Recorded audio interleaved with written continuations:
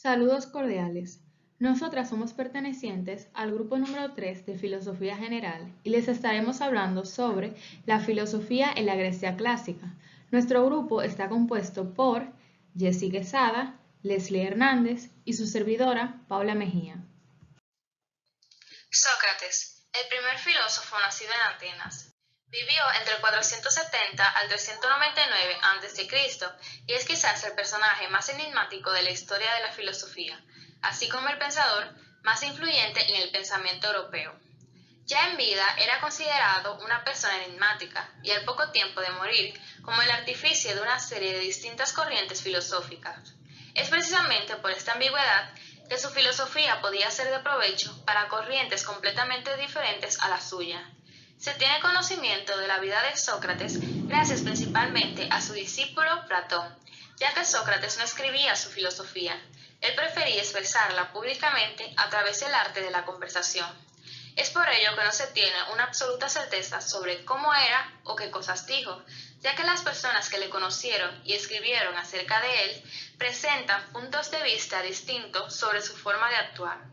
Pero algo que sí quedó claro al momento de su muerte fue su convicción, ya que, aunque fue condenado injustamente tras las falsas acusaciones de introducir nuevos dioses y de llevar a la juventud por caminos equivocados, no suplicó ni tampoco huyó, simplemente aceptó el cargo, demostrando con acciones uno de sus postulados, que es mejor sufrir una injusticia que cometerla, ya que para Sócrates solo se podía alcanzar la verdadera felicidad si se poseía una conciencia tranquila.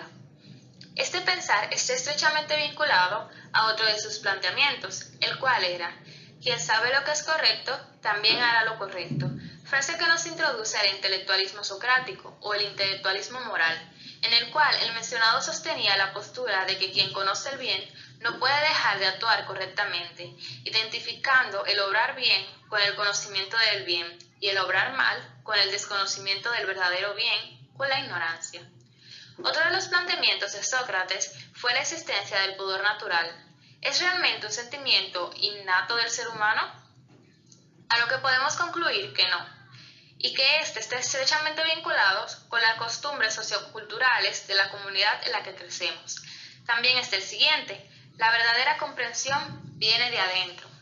Este enunciado trata de expresar la importancia que radica en el interés de una persona de ser consciente de algo y el cómo, aunque este conocimiento fuese aprendido, si el método que se utilizó para lograrlo fue la imposición, la persona poseedora de este nunca podrá tener una verdadera comprensión del mismo, ya que el verdadero conocimiento viene de adentro, de nuestra propia comprensión sobre las cosas, del interior de cada uno de nosotros.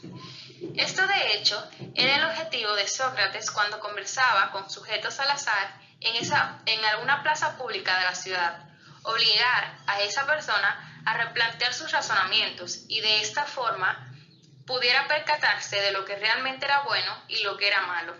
De hecho, Sócrates decía tener una voz divina en su interior que le impulsaba a ayudar a las personas a alcanzar la verdadera comprensión. Ahora bien, hay que mencionar que durante estas charlas Sócrates disfrazaba su astucia con ignorancia, lo que le facilitaba iniciar conversaciones con preguntas casuales para terminar con preguntas más profundas que conseguían acorralar a su interlocutor. A este método tan particular de enseñanza se le ha dado a conocer como la ironía socrática.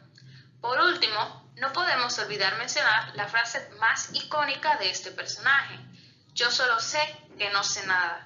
Y es que una persona que es consciente de su propia ignorancia posee mayor sabiduría solo por saberlo que por creer que lo sabe todo. Es por ello que más sabia es la que sabe lo que no sabe. Este nace en el año 427 a.C., en la ciudad de Egina, aunque la mayor parte de su vida la pasa en Atenas. Parece que su antiguo nombre era Aristócles, y se le llamó Platón porque era ancho de hombros, y eso es lo que significa Platón en griego, aunque algunos aseguran que se le llamó Platón por la anchura de su conocimiento.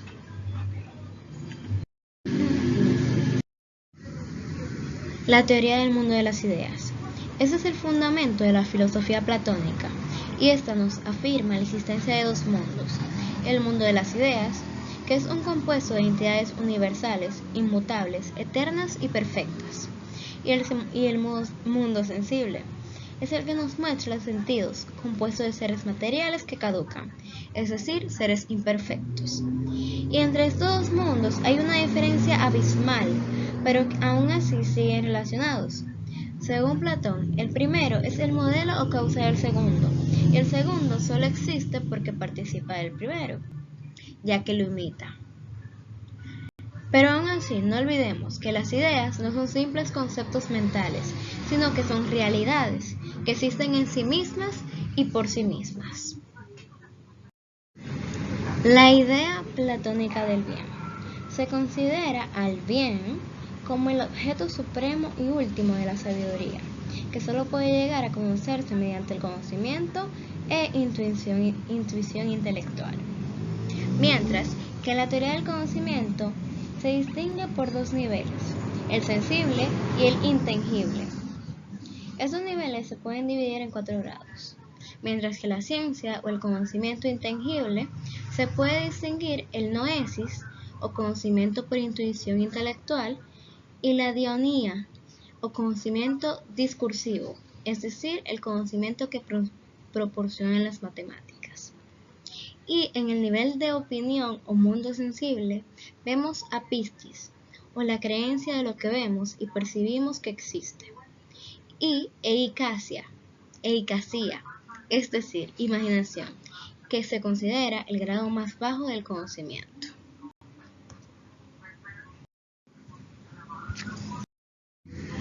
La antropología. Nuestra concepción es dualista, afirmando la existencia de dos mundos, pues el hombre tiene un alma inmaterial e inmortal encerrada en una cárcel que es el cuerpo material y caduco.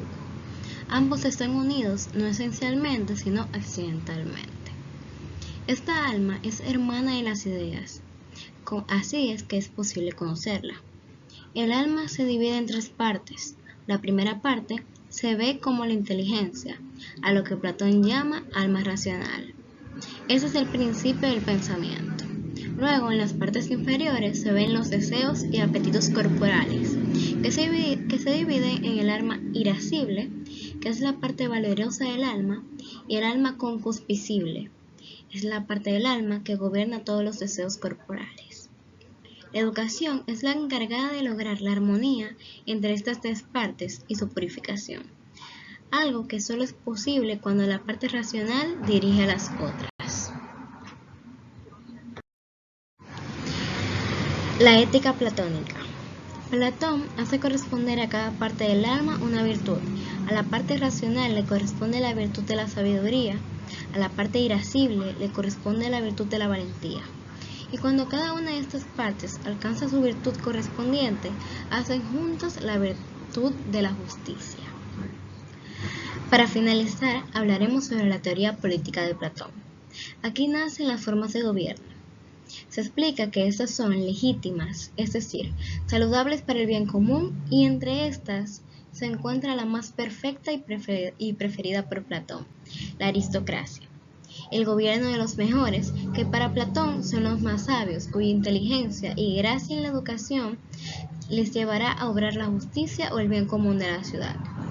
Cuando la aristocracia se ve corrompida y deja de haber esa armonía, esa justicia o el bien común, aparecen las formas de gobierno ilegítimas, las cuales son la timocracia, que es el gobierno de los guerreros, la oligarquía, que es el gobierno de los ricos guiados por su codicia, la democracia, el gobierno de las masas popular guiada por todo tipo de deseos y moderación que acaba en libertinaje y el desprecio a las leyes. Y, por último, la tiranía, el gobierno de un déspota, que es considerada la más baja y degradada forma de gobierno. Esta arruina completamente la justicia en la ciudad y a menudo es consecuencia de la inmoral moderada del libertinaje en la democracia.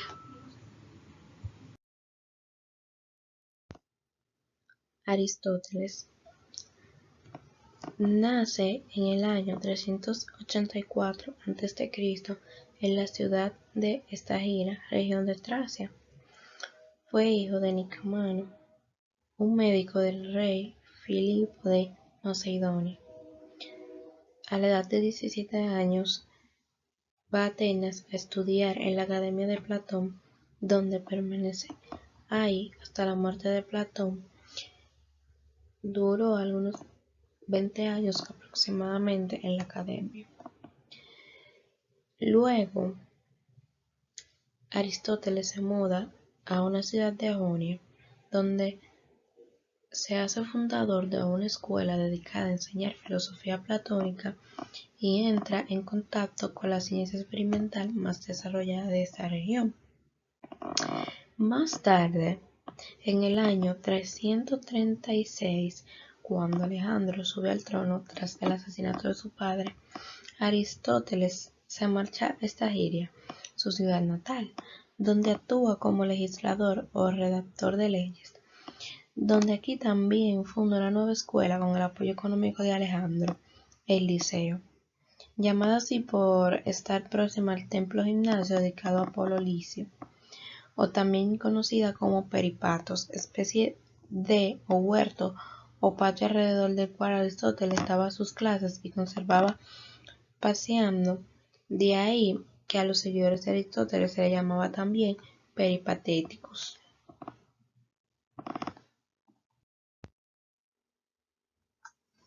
La evolución intelectual de Aristóteles coincide a grandes rasgos con los periodos fundamentales de su vida. Primer periodo, o periodo platónico, es la época en que Aristóteles permanece en la academia. Los escritos de este periodo tienen la forma de diálogo. Segundo periodo, o periodo de transición y crítica del platonismo. Aquí es donde Aristóteles se convierte en un observador. Corresponde a la época en que Aristóteles vive en Aseos, Jonia, y en la corte macedonia como preceptor de Alejandro, época de gran independencia intelectual en la que adopta una posición crítica con respecto a la teoría de las ideas de Platón y en la que comienzan sus observaciones empíricas sobre la naturaleza. Tercer periodo, o periodo de la fundación del Liceo, en Atenas. De esta época son los estudios más empíricos, por ejemplo, la recopilación de 158 constituciones de polis griegas, entre ellas la de Atenas, una lista de los vencedores en los Juegos Píticos, estudios sobre las costumbres de los bárbaros, investigaciones filósofas y sobre la historia de la literatura griega, una literatura de las matemáticas, de la astronomía y de la medicina.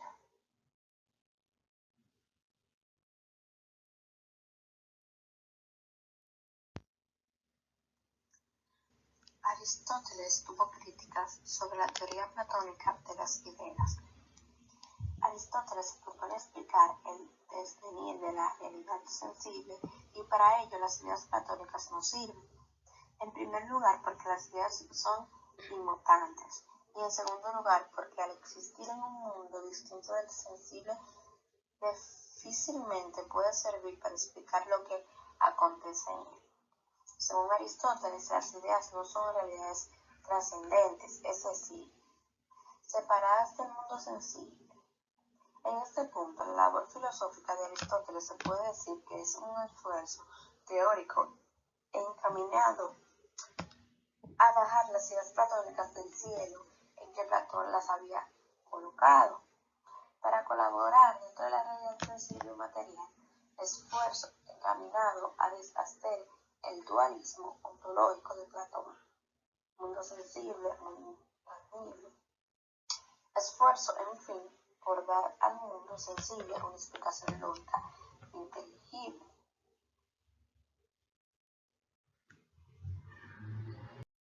Gracias por su atención durante este video. Esperamos que hayan comprendido la filosofía de estos grandes pensadores durante la época clásica en Grecia.